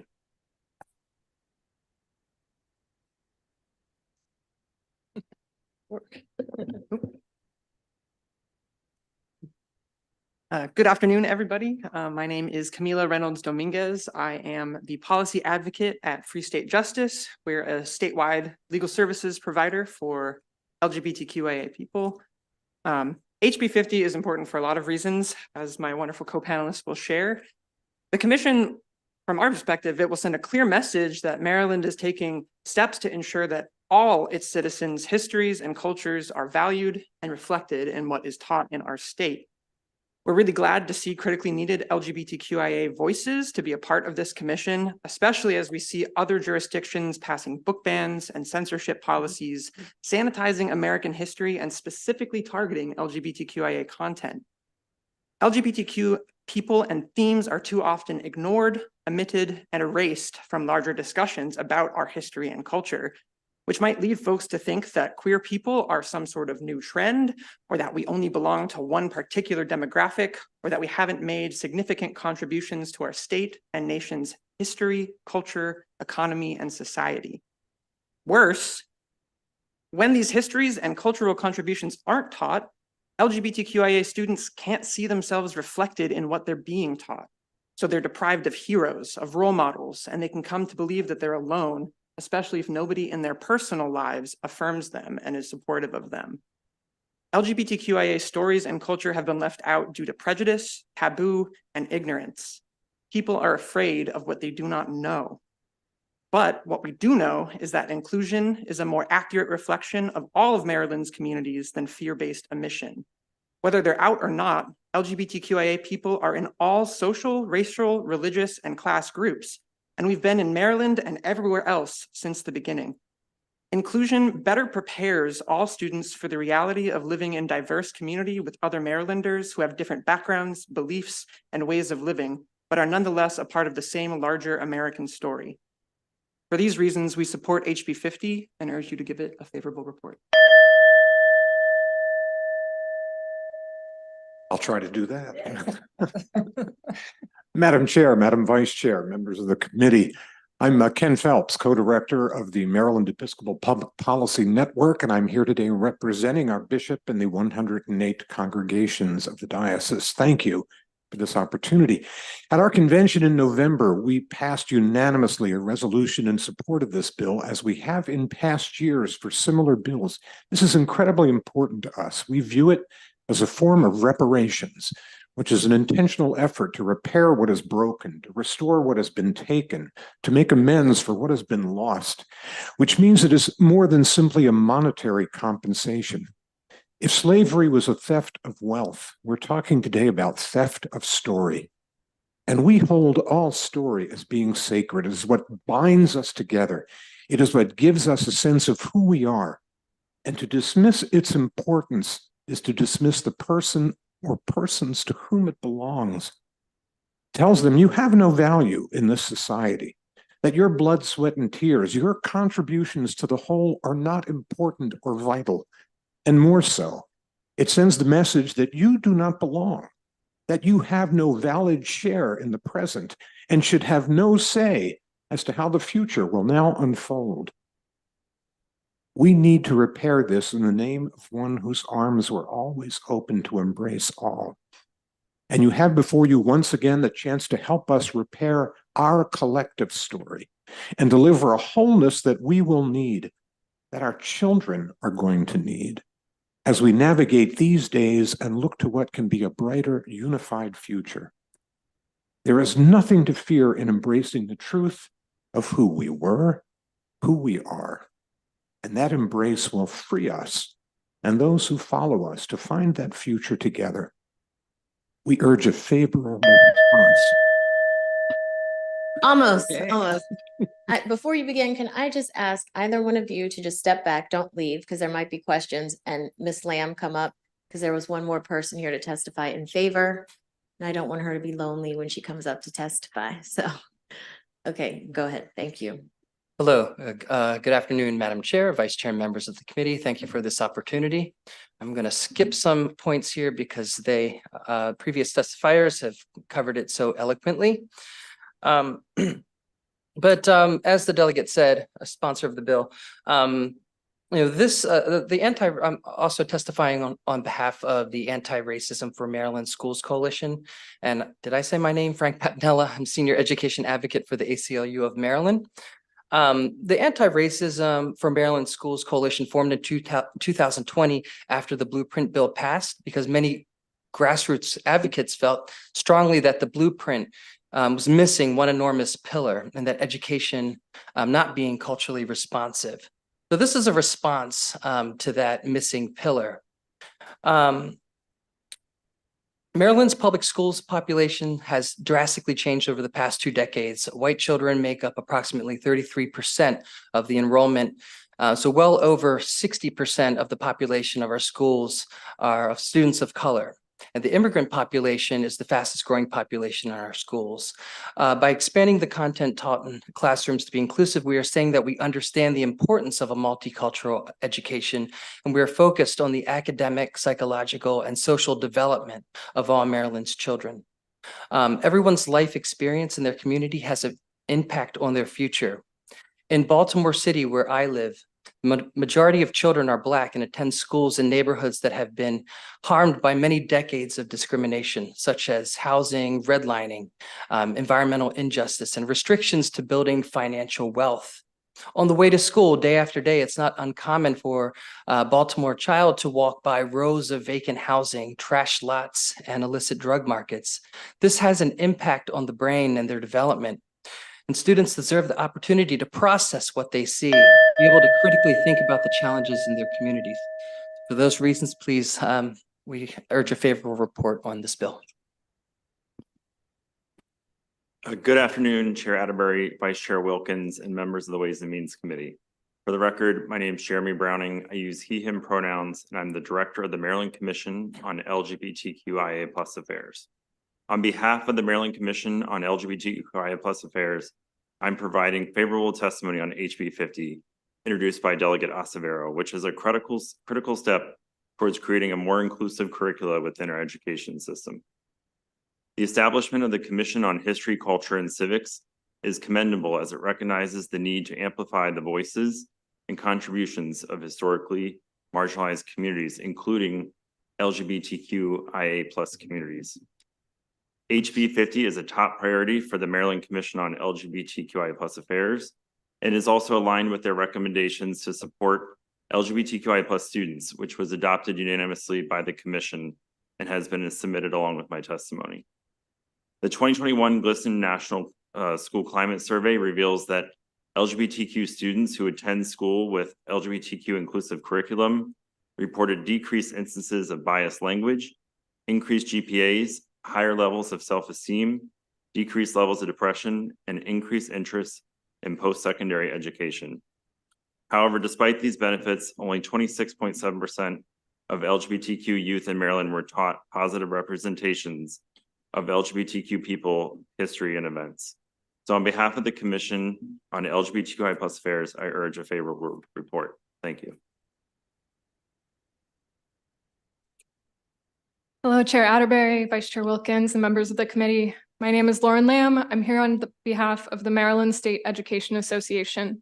We represent 75,000 educators across the state working in public schools. MSEA strongly supports House Bill 50. All students deserve to see themselves fully represented as part of an accurate, complete history and civics education. But too many students progress through their formal education, never or rarely seeing themselves represented.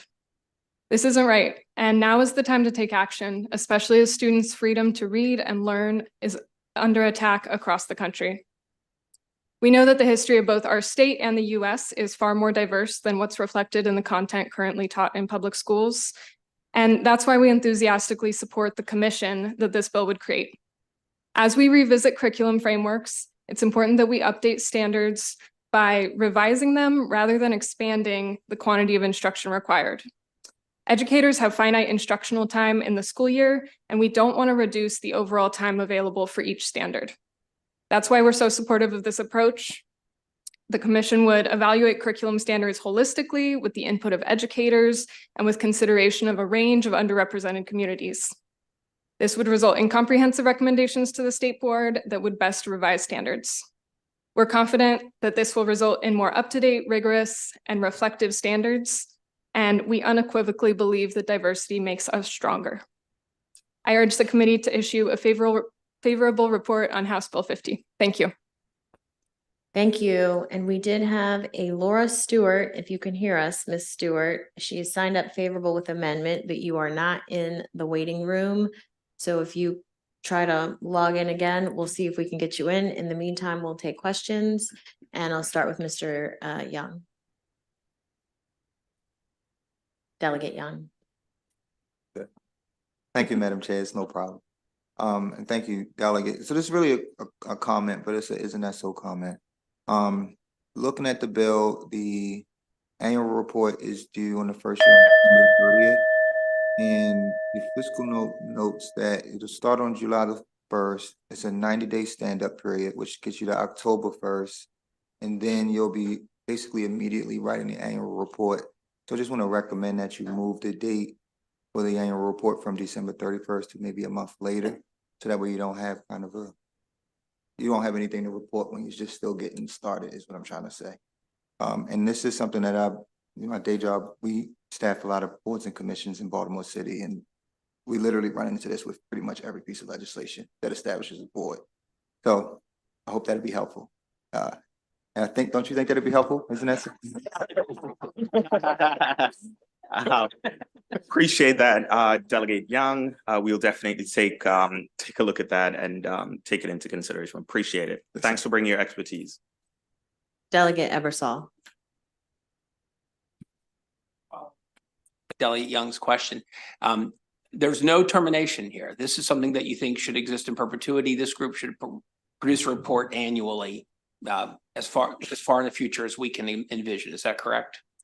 So I think in previous iterations of the bill, there was a sunset date. I'd have to take a look at the language. It might be drafting error, but from what I know, there is a sunset date for the commission. In the uncodified section, sorry, and I didn't see it in the it was there. I'm not criticizing, but I didn't see it in the fiscal and policy note either. So my fault there. No worries. During that period of time, you've been very specific about the charge. Do you think that list of 6, I think it is, charges there will be adequate? Will it be in other words, you're talking about curriculum being changed and its need to flex with what's needed. Will it be possible this commission would also need to flex and have other areas of focus going forward? And is there any provision for that in the bill for them to sort of adjust their points of focus? Yes, so we the focus of this bill is on curriculum, but specifically on ensuring that subject matter experts, people who are familiar in their various respective fields, are able to come together in this commission, look at our schools' curriculum, and then provide recommendations. There's no mandate in this bill, but really a call to cooperate with state and local board of education to ensure that we're reviewing our school curriculum and changing it to ensure that we're incorporating civics so it's uniformly taught. We're teaching the contributions of all the communities that I've listed that would have representation on that commission. I think that's the focus of the commission, with a date to start and a sunset date. And I think we wanted to focus on the curriculum just because, me personally, I think when it came to the Kerwin Commission, we dealt with a good bit of stuff around education, but curriculum is one of those things that we left for future sessions, and so this is focused on curriculum and not much else. Okay, I'm going to take that back. It looks like members are terminated, but I'm not sure the commission is. We might need to add that in because I think that if we set it up for forever, in 2035. There may be different groups that will want focus. And I want to follow up with a question, if I may, Madam Chair. Have you had any other groups come to you and say, we'd like to be on this list of people too? And how are you making that decision about choosing what groups are, if there are other groups interested and you haven't put them in the bill? Yeah, so our intent is to be inclusive as possible. And I think as I mentioned in my testimony, there are various like iterations of this bill. Okay. When we first started out, to date now we've been inclusive of a number of other groups. And I think this year, the governor's office of community initiatives, I know the Department of Civics, they would like to see some involvement in this commission, especially when we talk about civics. And civic learning, et cetera. We've also had folks from the disability community who have, communicated that they would also like to. And so we're being as inclusive as possible. Hopefully, with that, we will get a better output in terms of our curriculum. Thank you. Thank you, Madam Chair. Delegate Wu. Thank you, Madam Chair. Thank you, Delegate Azevedo. I think it just really reflect the intent, how we examine our history and then talk about the issue we're facing or the community. Try to include every group. I remember last year there's a bill talk about AAPI curriculum because there actually barely anything talk about AAPI history in our public school system, right? So this is kind of, I think, expand what we talk about our last year and actually be more inclusive at the same time. Think about how we provide I wouldn't say guidance, but maybe the support to our school system and the public school education curriculum. I really applaud your effort. Thank you. Appreciate that, Delegate Wu. And again, we are not mandating the anything. We want to ensure that we're getting people who are experts who know this stuff in the field to look at this and see how we can incorporate not just curriculum, but also material that folks will be using to teach as well, which is equally as important. And yes, history is important with all the groups that I just mentioned. But I think, to my co-panelists from the ACLU of Maryland, Frank's point, what we're pushing for is culturally responsive pedagogy. So in other words, you shouldn't just learn about Asian American and Pacific Islander history from a history course, right? But, if you take art, if you take science, if you take literature, we should certainly find ways to incorporate, and there are folks to incorporate into that curriculum so that folks are learning about, the whether it's in social sciences, the contributions of so many folks. Any further questions from the committee? Okay, seeing none, thank you. That concludes the testimony on House Bill 50, and that concludes the bill hearings for today. Are any of the subcommittee chairs have any announcements they'd like to make? Delegate Julie Plakovich-Carr.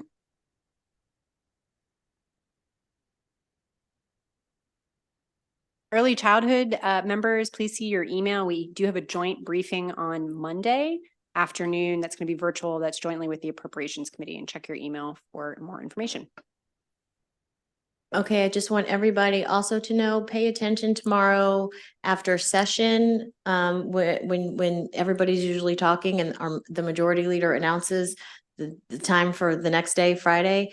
There's snow coming, so it might be a pro forma session, which means if you're new that you don't have to be here Friday for session. They just have a couple of members here to handle business.